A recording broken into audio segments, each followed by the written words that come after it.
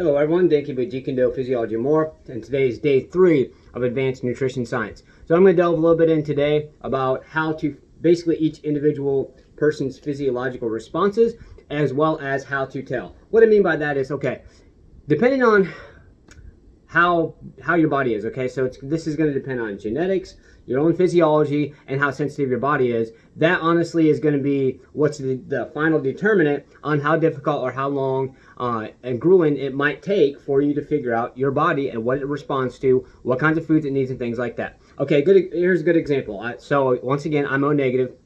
O blood types, it states that they should try to avoid peanuts, but go for other nuts like almonds, Brazil nuts, macadamias, whatever it may be, okay? However, I've ate peanuts and peanut butter for many years, okay?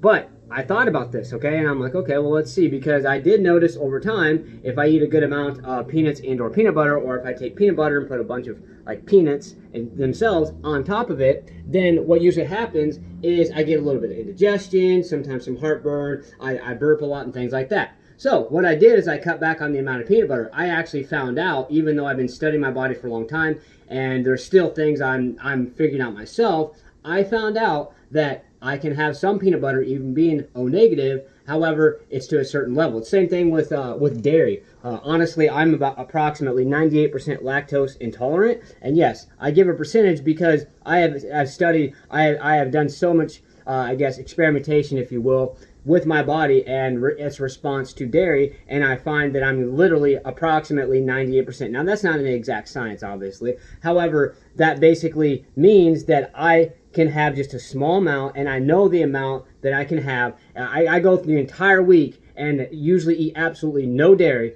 So on weekends, it's not like I gorge on or anything, but on the weekends I have a little bit of dairy here and there. I notice if I eat dairy multiple days in a row, even if it's just a little bit, or if I eat a bunch of dairy over the weekend, it will start bothering me, giving me some bad gas, indigestion. My stomach will just like cramp and feel like knives turning inside, okay? The point I'm making is this, okay? You've got to do your own experimentation. You've got to do your own things to be able to actually figure out what your body's going to respond to, how well, and things like that. And yes, again, it boils down to your genetics, your own individual physiology, as well as your sensitivity, and of course, your blood type. You can't forget about your blood type. Okay, so first thing you want to do is figure out your blood type. If you haven't already, which you should have by now if you've been following.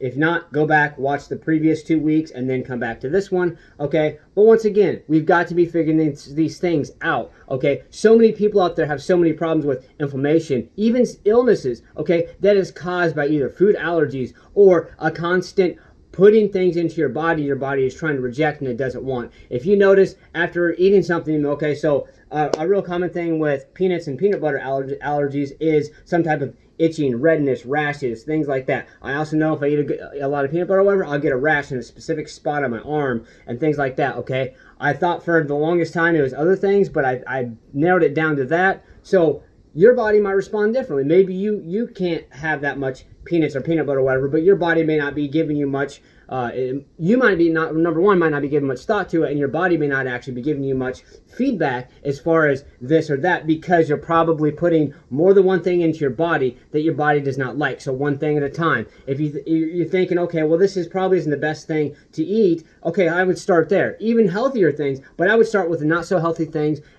and slowly weed those out. The way that I found out about my issue with wheat, my body not digesting wheat, is just, and the crazy thing is I can have wheat germ. It's just the gluten and other parts of the wheat plant, okay?